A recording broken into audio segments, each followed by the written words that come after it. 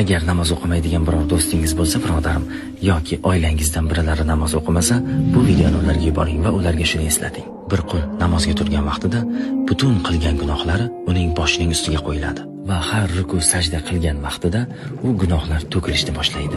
Bu namozning faqat kichik bir fazilatlaridan naqadar katta fazilatlari bor, shunday emasmi? Qalbimizga huzur beradi, hayotimizga baraka ulashadi. Oxiratimizda bu qanchalik fazilat va qanchadan qancha savoblar keltiradi. Namoz dinning ustidan, jahannamdan so'rashdi. Siz nima uchun jahannamdasiz? Ular aytishdiki, biz namoz qilganlardan emas edik. Payg'ambarimiz alayhissalom ko'zlarimning nuri dedilar. Bizlar va kofirlar o'rtasidagi farq namoz o'qish dedilar. Payg'ambarimiz alayhissalatu vassalom aytmadilarmi? Qulning Robbisiga eng yaqin vaqti sajda qilgan onidir. Shoir dedi, sajdalarda ekan ishq qanday topishni tushundim.